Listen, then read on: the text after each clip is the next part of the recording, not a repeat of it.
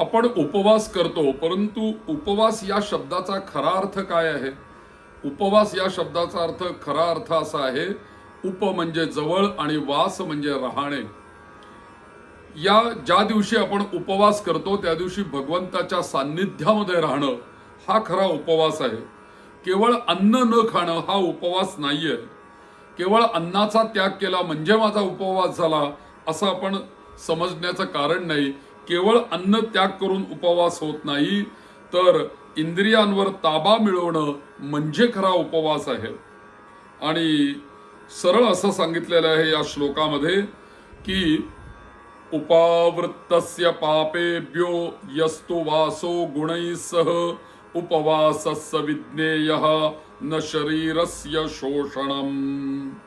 म्हणजे पापांपासून दूर राहून सद्गुणांसह ईश्वराच्या जवळ निवास करणं यालाच खरा उपवास म्हटलेला आहे. आणि हाच खरा उपवास आहे.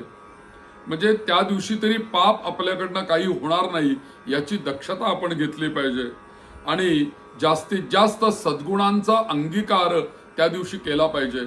सद्गुणांचं आचरण केलं पाहिजे आणि आपण भगवंताच्या जवळ राहिलं पाहिजे. मग नामस्मरणाने असेल, दर्शनाच्या रूपाने असेल, स्मरणाच्या रूपाने असेल, कीर्तनाच्या रूपाने असेल, कोणत्याही प्रकारे आपण भगवंताच्या जवळ राहणं हाच खरा उपवास म्हणून सांगितलेला आहे. म्हणून उपवास यालाच म्हटलेलं आहे. केवळ शरीराला उपाशी ठेवून अन्नाचा त्याग करणं, शरीराला कष्ट देणं म्हणजे उपवास नाहीये. तर ज्या दिवशी आपण उपवास करू त्या दिवशी हे सगळं आपण केलं पाहिजे. म्हणजेच आपला उपवास खऱ्या अर्थाने सफल संपूर्ण होईल. भगवान विष्णूंची कृपा आपल्याला एकादशी व्रताने होते. या एकादशी व्रताच्या दिवशी विष्णूंची पूजा केल्याने आपल्याला अनंतपट फल प्राप्त होतं. कारण असं आहे की एकादशी ही विष्णुप्रिय तिथी आहे आणि त्या दिवशी जर का विष्णूंचं पूजन केलं, तुलसी अर्चन केलं, विष्णूंना अभिषेक केला, विष्णू सहस्रनाम पठण केलं, ओम नमो भगवते वासुदेवायचा जप केला तर आपल्याला अधिकाधिक पुण्य प्राप्त होतं.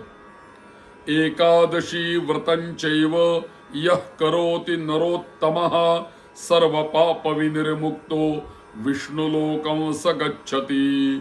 अर्थ असा झाला की जो मनुष्य एकादशीचं व्रत अत्यंत श्रद्धेने करतो तो आपल्या सर्व पापांपासून मुक्त होतो आणि मृत्यू साम्राज्यातून सुटून वैकुंठ लोकाला प्राप्त होतो किंवा वैकुंठ लोकाला जातो किंवा त्याला वैकुंठ प्राप्त होतं. असं या श्लोकाचा सरळ सरळ अर्थ आहे. म्हणून एकादशीला फार मोठं महत्व आहे. आपण जरूर एकादशी केली पाहिजे, मनापासून केली पाहिजे आणि जशी शास्त्राने सांगितली आहे तशी करण्याचा प्रयत्न केला पाहिजे. नमो भगवते वासुदेवाय.